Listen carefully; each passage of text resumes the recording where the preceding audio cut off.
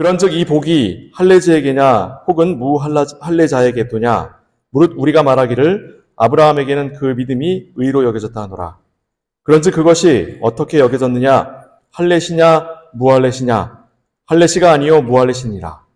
그가 할례의 표를 받은 것은 무할례시의 믿음으로 된 의를 인친 것이니 이는 무할례자로서 믿는 모든 자의 조상이 되어 그들도 의로 여기심을 얻게 하려 하심이라. 또한 할례자의 조상이 되었나니 곧 할례 받을 자에게뿐 아니라 우리 조상 아브라함이 무할례시에 가졌던 믿음의 자취를 따르는 자들에게도 그러하니라. 아멘. 네. 자, 우리는 로마서 4장을 보면서 우리가 받은 구원과 아브라함이 받은 구원이 다르지 않다라고 하는 걸 지금 계속 확인하고 있습니다.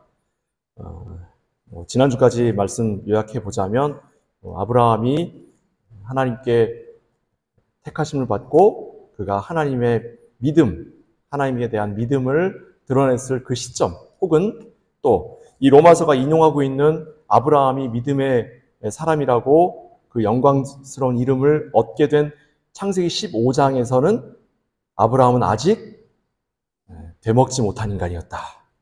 덜 떨어진 인간이었다. 상찌질이었다. 그렇죠? 믿음의 조상이라는 이름을 얻은 것은 창세기 22장 가서입니다.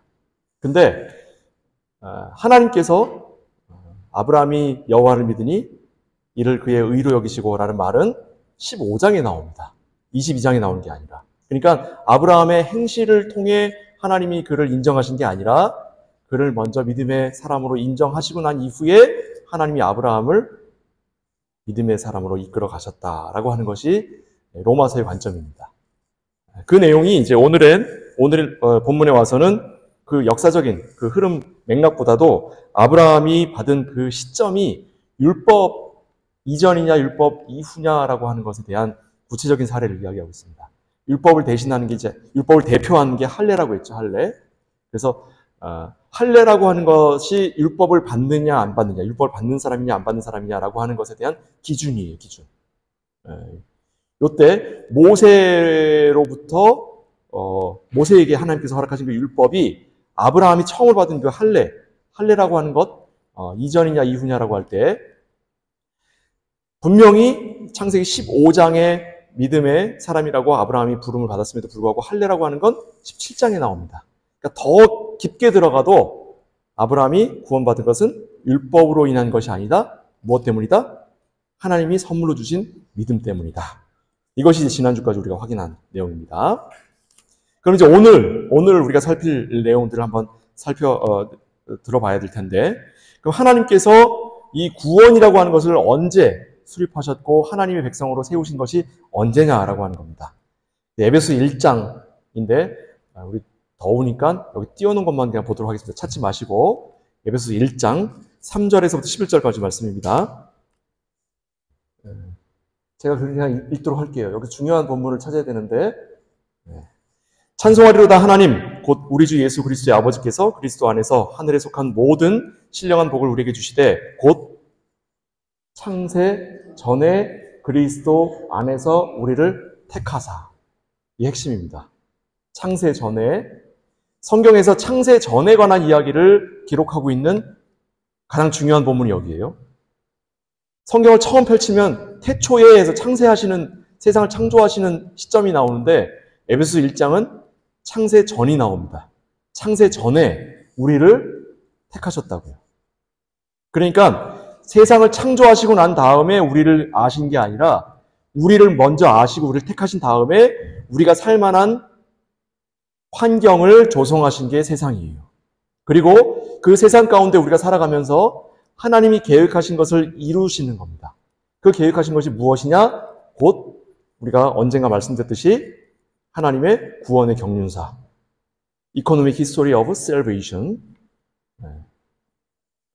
바로 그 부분을 이 에베소 1장이 얘기하고 있고, 그러면 우리로 그 다음 계속 읽도록 하겠습니다. 우리로 사랑 안에서 그 앞에 거룩하고 흠이 없게 하시려고, 이게 최종적인 목적입니다. 하나님이 거룩하게 흠이 없게 하시려고 그 기쁘신 뜻대로 우리를 예정하사, 하나님의 뜻을 이루시기 위해서 창세전에 우리를 예정하신 겁니다. 예수 그리스도로 말미암아 자기의 아들들이 되게 하셨으니 이는 그가 사랑하시는 자 안에서 우리를 거저 주시는 바 우리의 행실을 보시고 우리가 드리는 하나님께 드리는 헌신을 보시고 우리가 하나님께 드리는 헌금의 액수를 보시고가 아니라 거저 주시는 바 그의 은혜의 영광을 찬송하게 하는 것이다. 은혜의 영광을 찬송하게 하는 것이 곧 무엇이냐면 거룩하고 흠이 없게 하시는 겁니다. 우리가 거룩하고 흠이 없게 되는 것, 그것이 하나님이 자신의 영광을 누리시는 방법이에요. 우리의 도움을 받고 우리의 수고를 통해 아니요, 거저 주셔서 하나님 스스로 말 안 듣고 싸가지 없고 되먹지 못한 김종욱을 사람 만들어 하나님의 영광이 되게 하시는 거예요. 이게 에베소서 1장이 우리에게 말하고 있는 겁니다. 같은 내용을 베드로 후서 1장에서도 이야기하고 있습니다. 베드로 후서 1장 3절에서 11절 말씀입니다. 오, 말씀이 좀 길죠? 네. 그래도 읽도록 하겠습니다. 제가 요거 보고 읽을게요. 그의 신기한 능력으로 생명과 경건에 속한 모든 것을 우리에게 주셨으니 이는 자기 영광과 덕으로서 우리를 부르신 자를 알므로 말미암음이라. 이로써 그 보배롭고 지극히 큰 약속을 우리에게 주사 언약을 주신 겁니다. 언약을 주사 이 약속으로 말미암아 너희로 정욕을 인하여 세상에서 썩어질 것을 피하여 신의 성품에 참여하는 자가 되게 하려 하셨으니 이러므로 너희가 더욱 힘써 너희 믿음의 덕의 지식을 지식의 절제를 절제의 인내를 인내의 경건을 경건의 형제 우애를 형제 우애의 사랑을 공급하라. 이런 것이 너희에게 있어 흡족한 줄 즉 너희로 우리 주 예수 그리스도를 알기에 게으르지 않고 열매 없는 자가 되지 않게 하려니와 이런 것이 없는 자는 소경이라.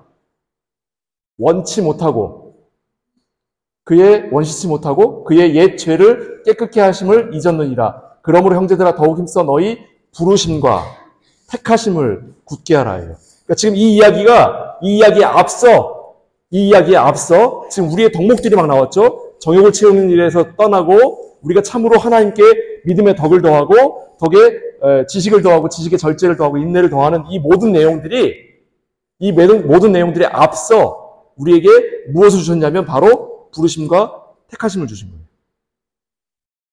그러니까 성경은 일관적으로 지금 한 사람은 바울이죠. 에베소서를 쓴 사람은 바울이죠.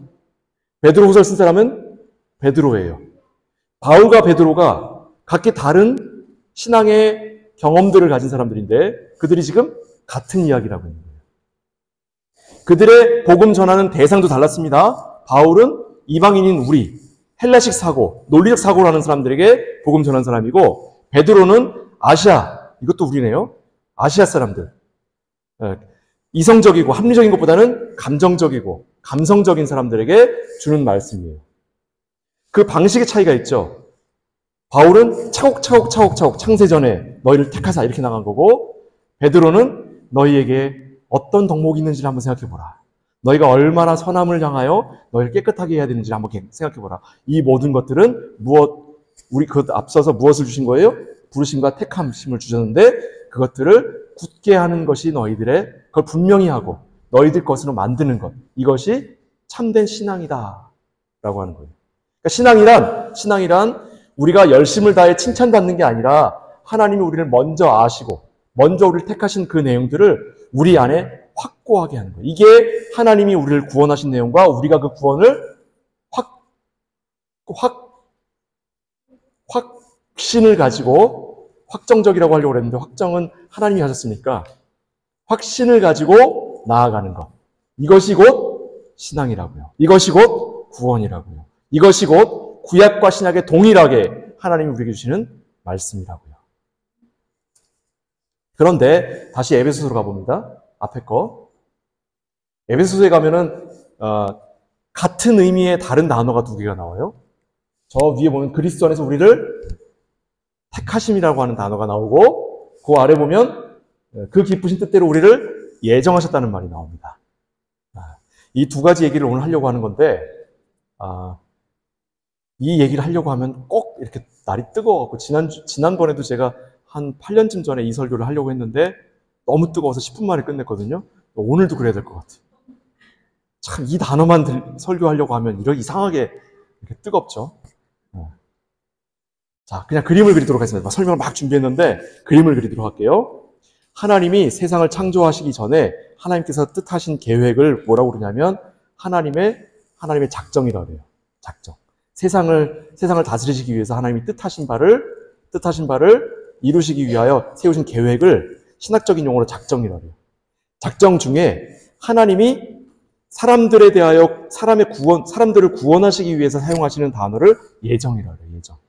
예정. 이건 구원과 관계돼요. 작정은 봄이 오면 그다음에 여름이 오고 여름이 오면 가을이 오고 가을이 오면 겨울이 오고 이런 하나님께서 넣으신 이 세상에다 부여하신 질서예요.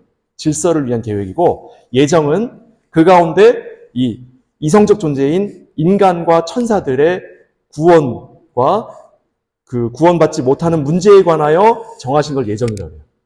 근데 예정은 또 뭐가 있냐면 하나님이 구원하시려고 하시는 백성과 구원하시려고 하지 않는 내버려 두려고 하시는 유기라는 말이 있어요. 이게 내버려 둠이라고 합시다. 유기란 말 어려우니까 그거를 택하심과 내버려 두심이라고 해요. 우리 한국 기독교는 전통적으로 택했다라는 말은 받아들이는데 왜냐하면 성경의 표현이니까. 근데 내버렸다는 말은 성경에 안 나오니까 안 받아들이려고 합니다. 쉬운 얘기로 할게요. 여러분 쉬운 얘기로 할게요. 자, 예배 끝나고 나서 저랑 밥 먹을 사람 이쪽에 있는 분들 저랑 밥 먹어요. 이쪽을 택했죠 제가? 그럼 이쪽에 있는 사람들은 뭐예요? 뭐죠? 내버려 둔 거예요. 제가 이쪽 사람들 저랑 같이 축구하면 놉시다 하면 이 사람들은 제가 내버려 둔 거예요. 택했다라는 말은 내버렸다는 말을 전제하는 거예요. 아주 간단합니다. 빛이 비친다는 말은 그 빛에 따라 뭐가 생긴다는 말이에요? 그림자가 생긴다는 말이에요. 그러니까 빛이 비친다라는 말은 그림자가 있다라고 하는 걸 항상 짝으로 가져가는 거죠. 하나님이 택하셨다라는 말은 하나님이 내버려둔 사람들이 있다는 말이에요. 아니 어떻게 하나님은 의로우신 분이시고 하나님은 선하신 분이신데 자기가 만든 사람을 누구는 선택하고 누구는 내버려둘 수 있느냐? 그거 하나님 마음이라니까요. 이제 로마서에 나중에 이제 7장, 8장, 9장에 가면 바울이 그래요. 이 사람은 네가 무엇이 간데 하나님한테 이래라 저래라 콩내나라 판내나라 얘기하냐. 이렇게 얘기를 해요. 그러니까 오죽 답답하면 바울이 이 사람아 네가 무엇이 간데 이렇게까지 나오는 거예요. 오죽 답답하면. 아주 단순하고 아주 분명한 이야기입니다. 우리가 하나님의 사랑과 은혜가 이해가 되지 않는 경우들이 당연히 있습니다. 그래서 우리는 그런 질문들을 많이 던지죠. 네? 많은 질문들을 던져요. 근데 그 질문들을 던지는 것이 문제가 아니에요. 그 질문들을 던지시고 그 질문들에 대한 답을 찾아가세요. 우리에게 하나님이 그걸 허락하셨습니다. 그러니까 그 질문 던지는 것 자체를 죄로 여기지 마세요. 하나님은 왜 선하신 분이시라면서 버리는 사람들이 있어. 질문하세요. 정당한 질문입니다. 그러나 설교하는 목사의 입장에서는 거기에 대한 답을 제공해야 되잖아요. 어떻게 해도 답을 줘도 이게 딱 알아듣기가 쉽지 않아요. 그래서 오늘 날도 더우니까 시 하나를 제가 한번 드릴게요. 시 하나를. 제가 고등학교 때 시 낭송해보고 처음 시 낭송하는데 잘 될지 모르겠습니다. 잘 들어보세요. 시예요. 시. 스며드는 것. 안도현. 꽃게가 간장 속에 반쯤 몸을 담그고 엎드려 있다. 등판에 간장이 울컥울컥 쏟아질 때 꽃게는 뱃속의 알을 껴안으려고 꿈틀거리다가 더 바닥 쪽으로 웅크렸으리라 버둥거렸으리라. 버둥거리다가 어찌할 수 없어서 살 속으로 스며드는 것을 한때의 어스름을 꽃게는 천천히 받아들였으리라. 껍질이 먹먹해지기 전에 가만히 알들에게 말했으리라. 저녁이야. 불 끄고 잘 시간이야. 네. 시 읽고 웃음이 나는 사람들은 T예요, T. 듣고 울컥하는 사람들은 F예요. 날도 더운데 목사님 지금 뭐 하는 짓이야, 저게. 네. 이 시가 그렇게 잘된 시는 아니에요. 잘된 시는 아닙니다. 왜냐하면 제목이 스며드는 것이에요. 스며드는 것이라고 제목을 줬을 때는 사실은 우리 안에 나도 모르는 동안에 무언가 스며드는 것들에 대한 이야기를 하는 게 맞죠. 근데 이 시는 맨 마지막 문장 때문에 제목도 엉터리가 돼버리고 시 내용이 전부 다 바뀌어버린 거예요. 그래서 이 시인 자신도 이 시를 잘 쓴 시라고 얘기를 하진 않습니다. 안도현 시인도. 근데 이 시는 본인의 의도와는 별개로 스며드는 것을 이야기하면서 모성애를 이야기하게 됐죠. 그죠? 근데 마지막 문장이 전체 시를 다 잡아먹어버렸기 때문에 문학적으로는 이건 별로 좋은 시라고 볼 수 없습니다. 심지어는 오늘 설교가 끝나도 이 마지막 문장만 기억날 거예요, 다들. 목사님 설교한 것도 기억 하나도 안 나고. 자, 그런데 오늘 이 시를 다른 면으로 좀 접근해 보려고 합니다. 모성의 측면이 아니라 다른 쪽 면으로 한번 볼게요. 알들의 입장에서 한번 봅시다. 알들의 입장에서. 엄마가 지금 알들에게 진실을 이야기하는 거예요? 거짓을 얘기하는 거예요? 거짓을 얘기하는 거죠. 근데 그 거짓이 그냥 지나가는 정말 사랑을 표현하기 위한 거짓이에요? 아니면 자기들의 생명을 뺏는 거짓이에요? 네? 자기 생명을 잃어버리게 만드는 거짓이에요. 이건 이 알들의 입장에서 보면은 세상의 가장 큰 거짓말입니다. 그렇죠? 근데 엄마 입장에서는 이 이상의 것으로 아이들을 사랑할 수가 없어요. 왜요? 자기가 피할 수가 없거든. 간장이 우리 몸속에 들어오면 우린 그대로 죽어버리거든. 몸이 굳어서 죽어버리거든. 이 죽음을 엄마는 알기 때문에 엄마는 고통을 참아내지만 아이들에게는 거짓말로 위로하는 거예요. 엄마가 표현할 수 있는 최고의 사랑인 거예요. 아이들에게는 부당하지만. 그렇죠? 자, 제가 하려고 하는 말은 뭐냐면 사랑과 은혜라고 하는 건 우리가 그걸 이해할 수 있든 이해할 수 없든 그건 주는 쪽에 관한 거예요. 주는 쪽에서 가지는 거예요. 심지어 그것이 우리의 생명을 좌우하고 우리가 살든지 죽든지 그것을 좌우하는 문제일지라도 주는 쪽에서 보는 측면과 받는 쪽에서 보는 측면이 다를 수밖에 없는 부분이 있습니다. 그리고 오늘 꼭 얘기하고 싶은 건 뭐냐면 이 사랑은 권위적이고 선언적이고 일방적입니다. 꼭 기억하셔야 돼요. 권위적이고 선언적이고 일방적입니다. 마치 하나님의 말씀이 그와 같은 것처럼 권위적이고 선언적이고 일방적인 거예요. 태초에 하나님 천지를 창조하시니라 증명할 수 있어요? 증명할 수 있습니까? 증거를 댈 수 있어요? 없어요. 그저 하나님은 말씀하시고 우리는 들을 뿐이에요.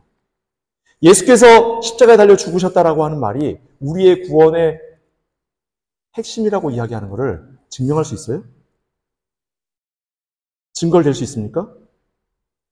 하나님의 말씀은 하나님께서 사랑이시라고 하는 것, 하나님이 주시는 은혜는 권위적이고 선언적이고 그리고 일방적일 수밖에 없는 거예요. 그런 성격을 보여주고 있는 말씀이 신명기 3장 15절에서 20절까지 말씀입니다. 신명기 말씀입니다. 제가 읽을게요. 보라, 내가 오늘 생명과 복과 사망과 화를 내 앞에 두었나니 곧 내가 오늘날 너를 명하여 내 하나님 여호와를 사랑하고 그 모든 길로 행하며 그 명령과 규례와 법도를 지키라 하는 것이라. 그리하면 내가 생존하며 번영할 것이요 또 내 하나님 여호와께서는 내가 가서 얻을 땅에서 내게 복을 주실 것입니다. 그러나 내가 만일 마음을 돌이켜 듣지 아니하고 유혹을 받아서 다른 신들에게 절하고 그를 섬기면 내가 오늘날 너희에게 선언하노니 너희가 반드시 망할 것이라. 너희가 요단을 건너 가서 얻을 땅에서 너희의 날이 장구치 못할 것이니라. 내가 오늘날 천지를 불러서 너희에게 증거를 삼노라. 내가 생명과 사망과 복과 저주를 내 앞에 두었은즉 너와 내 자손이 살기 위하여 생명을 택하고 내 하나님 여호와를 사랑하고 그 말씀을 순종하며 또 그에게 부정하라. 그는 내 생명이시오 내 장수시니 여호와께서 내 열조 아브라함과 이삭과 야곱에게 주리라고 맹세하신 땅에 내가 거하리라. 아멘. 이 말씀을 보고 국어 실력을 좀 테스트해 보겠습니다. 그래서 무슨 말이죠? 너희 앞에 선과 악을 두겠다. 선을 택하면 내가 너희에게 은혜를 줄 거고 너희가 악을 택하면 너희를 저주할 거야. 까지는 맞죠? 이 얘기를 왜 하시는 거예요? 이 얘기를 왜 하시는 거죠? 왜 하시는 거예요? 복을 주려고 하시는 거예요. 복을 주려고. 이스라엘 백성들이 하나님께서 약속하신 땅에 가서 하나님 말씀에 순종하고 그 율법을 지켜 행했습니까? 예? 그렇게 살았어요? 전혀 그렇게 안 살았잖아요. 그러면 하나님 말씀대로 그 이스라엘 백성들은 어떻게 돼야 되죠? 멸절해버려야 돼요. 멸절해버려야 돼요. 하나님의 선언이죠. 그런데 하나님이 그 이스라엘 백성들을 멸절하셨어요? 그들을 멸하셨습니까? 그들에게 주신 구원을 오히려 확대하셨어요. 이방인에게까지. 오늘날 우리가 하나님 백성이 될 수 있는 것은 하나님께서 하나님이 선언하신 것을, 하나님이 명령하신 것을 그 이스라엘 백성들이 지켜 행하지 않았음에도 불구하고 하나님이 거기에 책임을 묻지 않으시는 거예요. 아니요. 저 성경 보면 그들이 포로로도 끌려가고 그들이 다른 나라도 쳐들어와서 괴롭힘 당했잖아요. 그래서 멸망했습니까, 그들이? 그들이 사라졌어요? 여기 약속대로 이루어졌습니까? 아니에요. 그럼 하나님 거짓말이네. 그쵸? 하나님 뻥쳤네. 우리가 아무도 하나님 이 말씀대로 사는 사람이 없는데 하나님 그럼 우리 망하게 해야지. 에이, 하나님 거짓말이구만 뭐. 그래요? 아니에요. 그래서 하나님의 사랑과 하나님의 은혜를 이야기하는 거예요.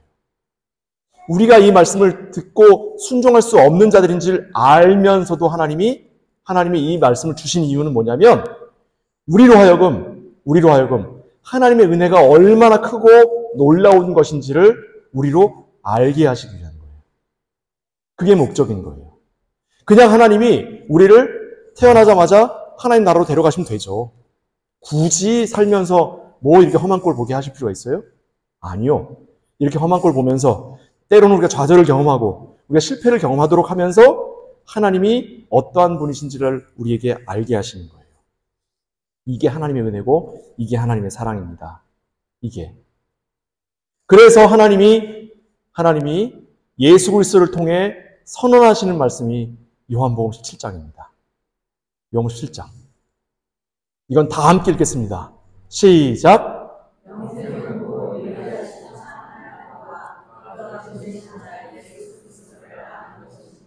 이걸 해석해 드릴게요. 제발 좀 하나님하고 예수 그리스도의 마음을 알아들 처먹어라 좀. 제발 좀 부탁한다. 이 뜻이에요. 이 뜻이에요. 네? 못 알아쳐먹으니까 제발 좀 부탁하는 거예요. 제발 좀. 하나님이 어떠한 마음으로 너희를 구원하셨는지 제발 내 마음을 좀 알아라. 이건 뭘 전제하는 거죠? 구원했다는 걸 전제하는 거예요. 구원받은 백성이 하나님을 우습게 여기고 그 말씀을 업수히 여긴다라고 하는 걸 전제하는 거예요. 그런데도 불구하고 하나님이 그의 구원을 거두신다, 안 거두신다? 안 거두신다는 거예요. 안 거두신다는 거예요. 이 말씀은 참으로 권위적이고, 참으로 선언적이고, 참으로 일방적입니다. 우리가 순종하든 순종하지 않든 이 말씀은 그저 하나님이 우리를 사랑하시는 하나님의 사랑인 거예요.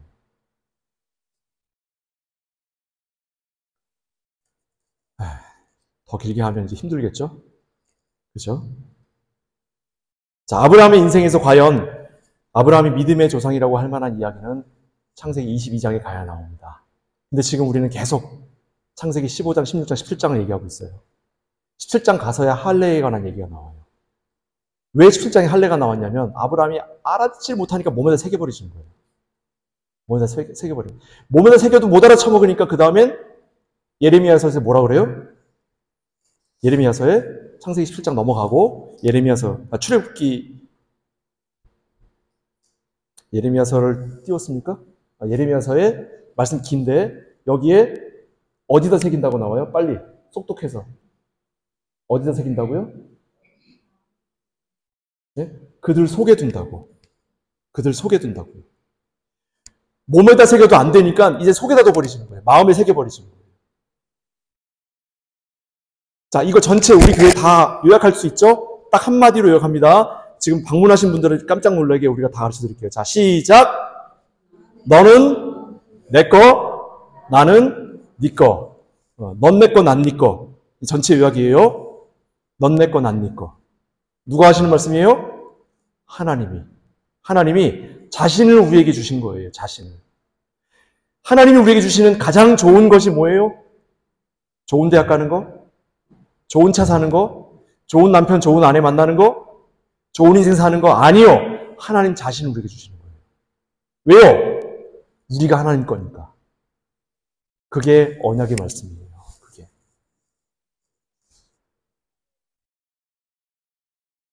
출애굽기 20장 말씀입니다. 마지막으로 볼게요. 우리가 그러면 하나님께 대하여 말씀하시는 그 하나님께 대하여 우리가 어떻게 대해야 하는가, 우리는 여태까지 어떻게 지내왔는가를 반성하는 의미에서 출애굽기 20장 18절에서 20절까지 말씀 보도록 할게요.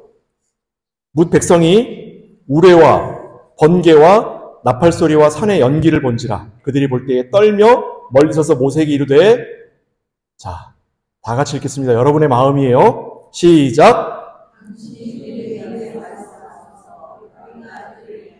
목사님 뒤에 쓰지 않았어요? 말씀 가르쳐주는 사람 뒤에 쓰지 않았어요? 직접 말씀을 읽고 말씀이 뭐라고 얘기하는지를 직접 읽으세요. 못 알아듣겠으면 그걸 가지고 물어보세요. 제발 들은 풍어로 신앙생활 하지 마시라고. 우리 교회 전도사님이 뭐라고 하던데? 우리 교회 장로님이 어떻게 얘기하시던데? 믿음이 굉장한 분이 뭐라고 얘기하시던데? 그런 소리 제발 귀 좀 닫으세요. 그런 데다가. 귀는 어디다 열어야 되냐면 하나님 말씀을 직접 읽고 그 말씀이 나에게 무슨 말씀을 주시는가에 대하여 눈을 열고 귀를 여세요. 못 알아듣겠걸랑 들고 가서 그때 가서 물어보세요. 그때 가서. 제발 목사나 장로나 전도사나 권위 있는 사람 뒤에 숨지 말고 직접 하나님 말씀 만나시라고요. 직접. 그것이 하나님께서 우리에게 주신 하나님의 크신 은혜예요. 예수 그리스도께서 이 땅에 오신 이유예요. 우리로 참 하나님을 알고 그 보내신 자 예수 그리스도를 아는 것이 곧 뭐라고요? 영생이라고요. 그게 구원이라고요. 하나님이 자신을 우리에게 알리십니다. 이제 하나님을 아는 일에 두려워 마시고 나와 하나님의 마음을 읽고 아는 자 되도록 하십시다. 그것이 하나님이 우리로 받으시라는 영광입니다. 기도하겠습니다. 사랑하는 아버지 하나님, 오늘 너무너무 날이 더운데 주께서 주신 말씀 살핍니다. 주께서 우리에게 주시는 말씀이 어떠한 것인지, 왜 그렇게 말씀하시는 것인지 우리가 그 마음을 헤아릴 수 있도록 인도하시고, 참으로 하나님이 어떠한 분이신지, 보내신 자 예수 그리스도가 누구인지를 우리가 깨달아 알아 하나님께서 말씀하시는 그 하나님께서 우리에게 주시는 그 말씀을 통해 참 하나님을 알도록 인도하여 주옵소서. 예수 그리스도의 이름으로 축복하며 기도하옵나이다. 아멘.